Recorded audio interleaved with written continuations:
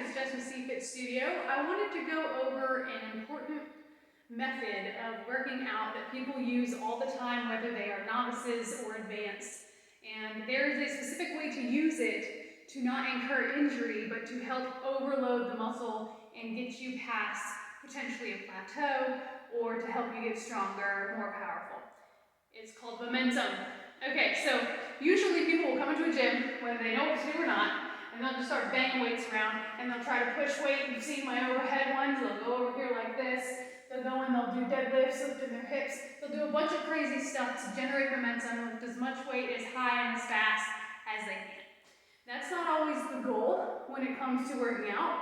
What you should do as many reps as quick as you can with good form. It's called the rate of force production. You want to use good form. We like to say PRET, perfect rep every time, meaning whether it's your first rep or your last, it's going to be beautiful and it should look the same. So I wanted to demonstrate the momentum and how to properly do it with a lateral raise, because this is one exercise where I see a lot of people use momentum, and it is also a way that people can accidentally start building their traps when they are intentionally trying to build the strength and stability of their deltoids, which they're two totally different muscles, although they do share the same neighborhood. So I've got my weights here. They aren't the heaviest, but they are decently heavy for a lateral raise. So I'm going to show you nice, pretty lateral raise first, the way we should always be striving to do them, whether you're using weights or you're using a band. In actuality, fun fact, bands are actually easier to put the momentum because you have a little bit harder strain at the very end of the move, and that's usually where people arch their back. Regardless, you want to make it look the way I'm about to just show you. Alright, so at the top of any move, you always want to stand tall with good posture and a braced core. So I like to say rolling my shoulders into my back pocket, so like I would roll my shoulders back. I'm not trying to arch my chest, right? I'm just rolling my shoulders back. Basically, I'm taking my lower half of the shoulder blades and I'm retracting them together. I'm bracing my core, keeping my pelvis neutral. Sometimes people stand with their hips way far back. You want to kind of bring your hips underneath your shoulders, and some people do a sway back where their chest is behind their hips. You want to be stacked nice and tall. Brace your core kind of like a 2 or 3 on a scale of 10. If you don't really know what that means, pretend that you're blowing into a balloon. Right? Big contraction down here in the bottom half of the core. That's what I mean bracing. It's not sucking it in. You're not trying to look pretty for a picture. You're trying to keep your spine happy, healthy, and safe. Okay, so roll your shoulders back, brace your core. Keep your pelvis in line with your shoulders. And then from there, you're going to do a small little bend in your elbow, chest tall. I like to inhale up, exhale down, inhale up, exhale down. So you see my arms are not perfectly straight. Might also be the angle of the camera. You might see the underside of my arms a little bit. That's okay. So, but I'm also not creating, I'm not even going to do it. You see I'm putting the weights down. Don't demonstrate a move improperly just to, see how you're not supposed to do it. Okay? So this is essentially how you want to end on the end of every single lateral raise, whether or not you're using bands or dumbbells. And I didn't show it to you from the side. I'll show you. But anyway, what people tend to do is they tend to do this. If you're swinging up here and you're looking like a W, it's probably a little too heavy for you. You don't want to rotate your hand this way. You don't want to be way far down. You kind of want your palms to stay facing the ground, right? So here, shoulders back, core tight. Inhale, exhale, inhale, exhale. From the side, you'll see I stay still. Inhale, exhale. Inhale, exhale. Now, let's say you're trying to go and get these deltoids stronger, right? This is where the momentum comes in. These medial delts, if you ever actually look at the chart of a body, a skeleton with muscle on it, the deltoids are small. They're teeny. They're not the smallest muscles that we have in our shoulder complex and the rotator cuff and all that fun stuff, but they are quite small. So you have like the front delt, right? Which if I had a marker, I would draw, but you're like, right there. Medial, that's it. Rear, like that. So you see, it's like they're not even more, what is that? 2? Maybe not even a full 3 inches wide, either one of them, it doesn't matter. It's like they're small muscles, so that's a lot of weight. So, but let's say you get to a certain weight on your lateral raise, you really want to ramp it up a little bit, get size, get power, right? Some people like that. Some people just enjoy the challenge.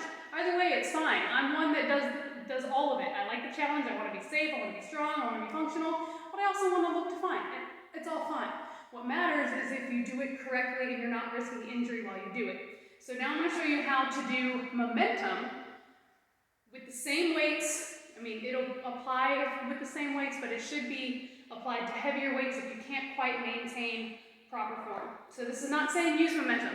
This is saying if you are going to, this is how to. Okay. Well, let's show you from the front. So from momentum, so I have my shoulders rolled back into my back pocket. I have my core braced, my pelvis is beneath my hips just like normal. Now I might slightly hinge forward now, and you see the weights are kind of in front of my thigh, because what I'm going to do is I'm going to start swinging the weights, which is not typically what you would want to do, right? If you can do it the way I did before, nice and pretty, please do that.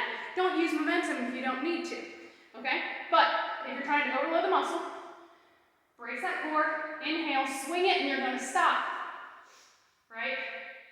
So now you see I've got some movement, but what I'm not doing, right, is I'm putting them down again, I'm not arching my back. So even though I'm swinging the muscle, what I'm doing is if I was just going to stand here and do a pretty lateral raise, I'm like this. The only difference is instead of doing it nice and pretty like this, I'm going to hinge forward and I'm going to, boom, stop myself. So basically there's an imaginary wall behind me, and I'm just not letting myself get into that arched position, right? So from the side, nice and pretty, hinge forward, I'm stepping on top of my feet, up. So even though I'm swinging, right, in my brain, in the back of my mind, there is a wall right here and right here.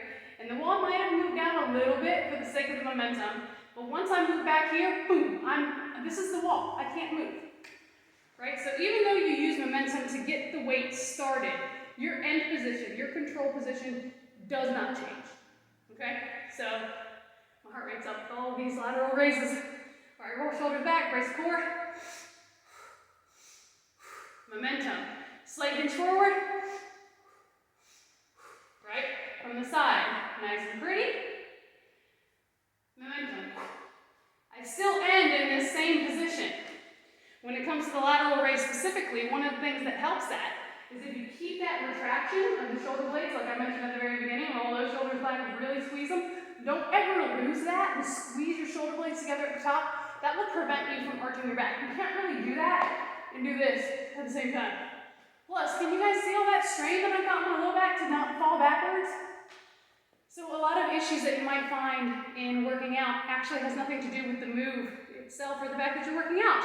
It might just be how you're doing it, where you might be using too much momentum, too much weight before you know how to control the weight, before you add the momentum.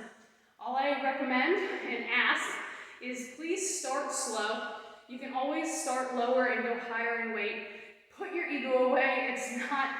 That's not why we're here. It doesn't matter if you have big muscles, if you can't put your shirt on and take it off without help, if you can't do it without pain, who cares, right?